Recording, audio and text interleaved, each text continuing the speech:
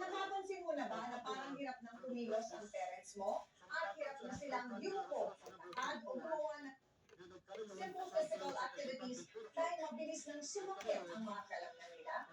Habang tumatanda kasi ay bumibilis ang muscle decay at nakakaapekto ito sa strength ng isang tao.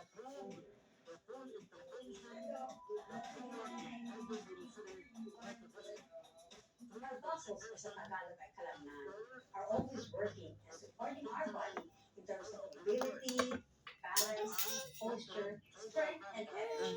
Muscles help pump blood to your body. They help you breathe or digest food. There are different types of muscles that perform important jobs in our organ and bodily functions. Habang ang tao ay tumatanda, ang pagnipis ng muscle mass ay normal. May natural decay of muscle mass due to aging. Pero, bumibilis ito when you reach over the age of 40 to 70 years, where we can experience as much as 33% muscle loss. Napaka-importante ng muscle mass dahil dito nakasalalay ang lakas na kailangan ng older adults at seniors para sa kanilang everyday activities and focus. Muscle helps overall health by improving health span through illness prevention. So, muscle helps people stay healthy and enabling our senior loved ones to enjoy their golden years.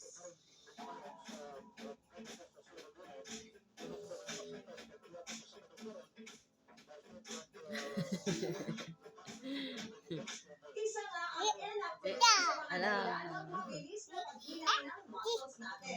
At para maiwasan ang muscle decay, kasabay ng pagtanda, makakatulong para kina Momshi at Popshi ang pagiging active at mag-exercise. Ayon sa pag-aaral ng International Journal of Environmental Research and Public Health, recommended ang high-protein consumption para mag-preserve muscle mass at physical function as adults age.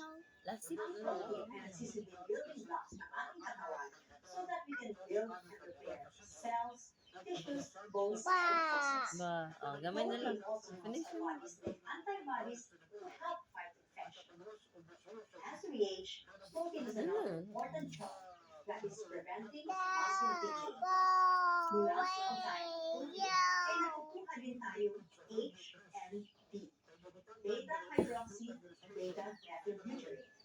Ito ay nutrient na nakakatulong sa pagpapabagal ng muscle decay, and it also helps preserve muscle mass in healthy older adults. Ano ang mga pagkain mataas at matina at makakabuti sa mga aging adults?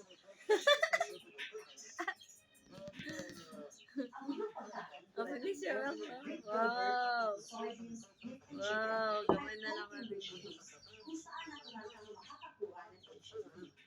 Makikita dito sa avocado, grapefruit, cauliflower, and cabbage.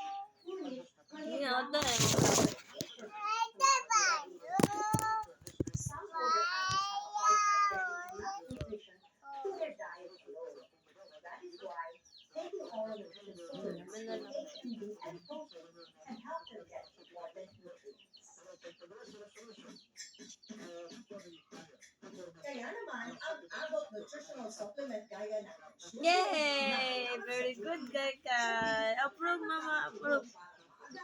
Yay! Look at this. Look at this.